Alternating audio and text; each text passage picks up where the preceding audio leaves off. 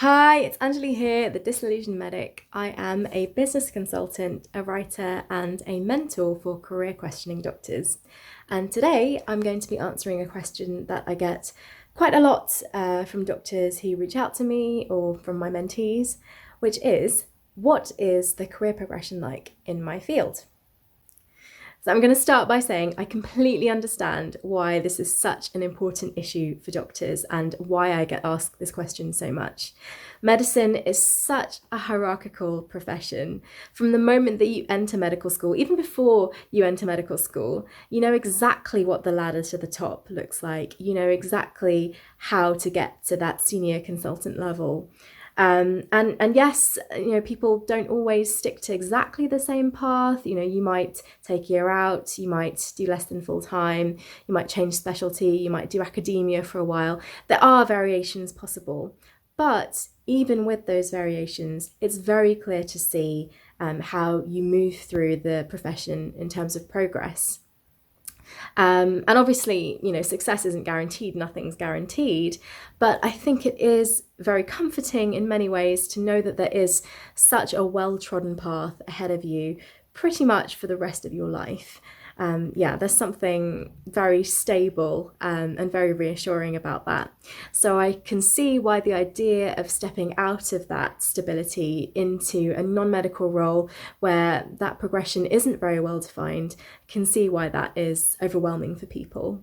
And yeah, I myself felt exactly the same way when I first considered leaving medicine. In fact, I think it's one of the reasons I delayed so long in that decision. I feared that I would be stuck in a junior role for ages unless I forked out thousands more pounds for more training or waited another decade or so for the kind of independence and seniority that I really wanted. So yeah, I completely get it. So when people ask me about progression in my field, what I tend to say is there isn't any, which is not what they want to hear, obviously, but it is true. So when I left medicine, I went into marketing. Marketing is a very creative field. It's not necessarily a job that you have to have a specific qualification in order to get into. So you don't necessarily need to do a course or an exam in marketing in order to get a pretty well-paid marketing job. And I know that concept for many of my mentees and the people I meet is completely mind-blowing because, you couldn't imagine having a doctor who wasn't extremely well qualified. And yet, with my marketing job, I just kind of fell into it, really. I found a health tech company who were looking for some support in marketing. They thought that having a doctor on board might be a good idea because I would understand the medical jargon, the technical terms. So I was very much self-taught in that role. And it was great. I learnt a lot.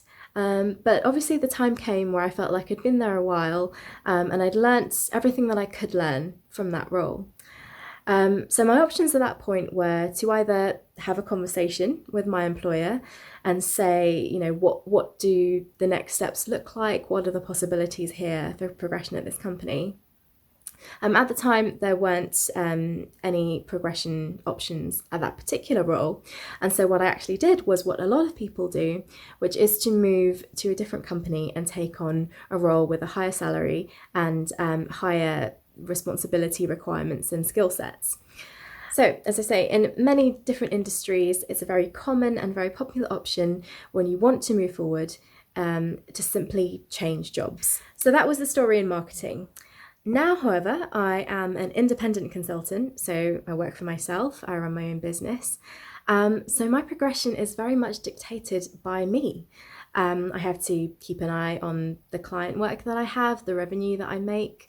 I have to make sure that I'm meeting my own goals, my own targets. So I'm very much managing myself.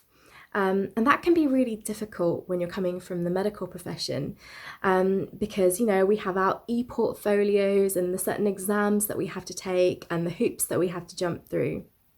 So progression is very much set out for us. It's given to us by the system and it's managed by them. So it's very clear and easy to see whether you're progressing. It's very obvious, you know when you've moved up to the next level when you've passed that ARCP or taken that exam. So yeah, progress is much more defined, whereas for me now, as I say, progress is directed by me, and that can be quite difficult because I have to hold myself to account. Now, that's not to say that there aren't roles out there where the path to progression is more defined. Certainly, you can join companies and get into roles where there is a predetermined progression, which I will go into in another video. However, unless you join the army, maybe, it's unlikely that you're ever going to get the same rigidity of structure that you have in medicine. So even if you're in a role where there are progression options, it probably won't be what you're used to as a doctor. So you're probably sitting there thinking, oh great, this has confirmed my fears, now I'm even more terrified about leaving. But as words of comfort, I would say that it isn't necessarily as terrifying as it seems to be right now. And the reason I say that is this idea of transferable skills. And in particular, the transferable skill of adaptability.